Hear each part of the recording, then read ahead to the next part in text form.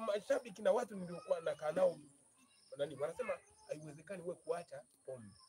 Sasa ikawa imetokea siku moja nikanywa kwa force. Nafsi haitaki. Na bia nilikuwa nazipenda kweli kweli yani. Na kunywa mpaka 30.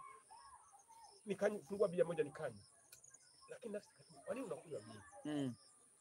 Nikailazimisha nikamaliza. Nikafungua nyingine. Nilipokuja kichwa kunigonga vibaya sana. Nikasema nibadilishe, nikabadilisha, nikanywa aina nyingine. Kanigonga nikabadilisha kile nyingine. Nikanigonga, nikaacha. Nikarudi kwenye juice. Juice. Okay, sawa. Siku moja ikawa harusi ya ndugu wangu, kuna bia za kumwaga nyingi tu, kwa 40. Sikunywa hata moja.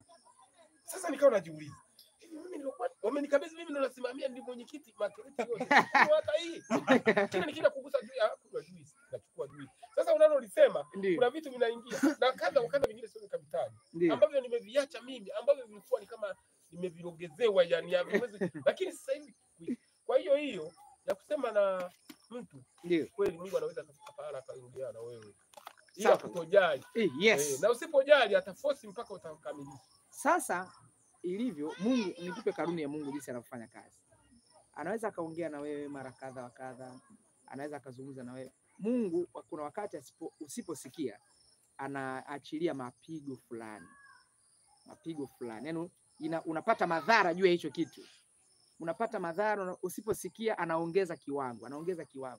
Ikifikia hatua sasa umezidi kuwa mkaidi, nafika hatua anakuacha, unakufa katika dhambi hiyo. Kwa hiyo hata watu walipo kwenye makanisa feki na kuhakikishia, yaani kuna wakati kuna kitu kinamwambia ndani hapo sio.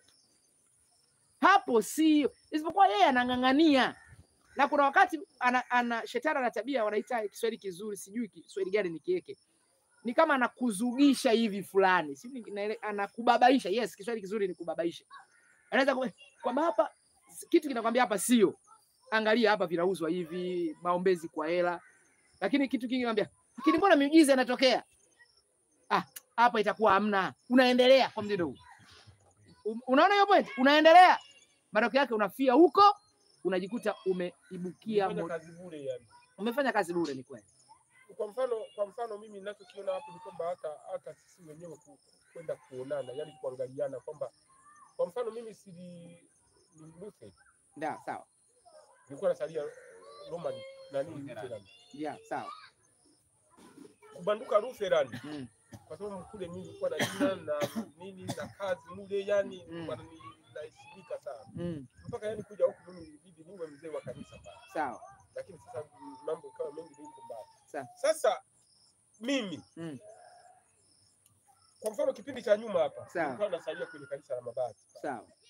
Lakini nilivyokuwa nasalia kwenye kanisa la Mabati pale si ndio kanisa lilikuwa karibu na mimi. Ni sawa. Mrefu na nini nimeshinda nikaa naenda hadi na sadi na nini. Lakini walipopata habari kule ndio uliona kilichotokea cha msiba.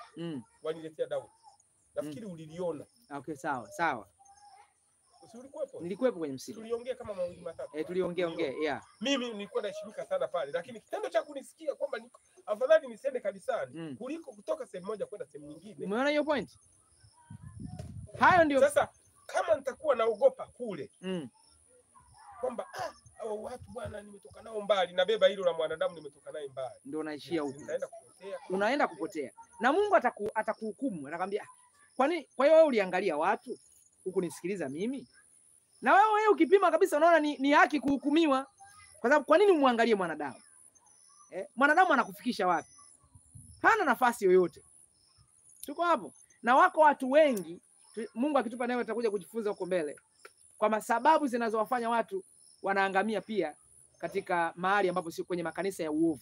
Wengine ni vyeo, wengine kwamba yuko mmoja anajua kanisa anaosalia sio sahihi, lakini kwa sababu anashona, yani yeye ni mshonaji, anapewaga tenda za kwaya. Kwa sasa nikitoka nitakuwa sipati kazi. Kwa hiyo hatoki kwa sababu ya hela.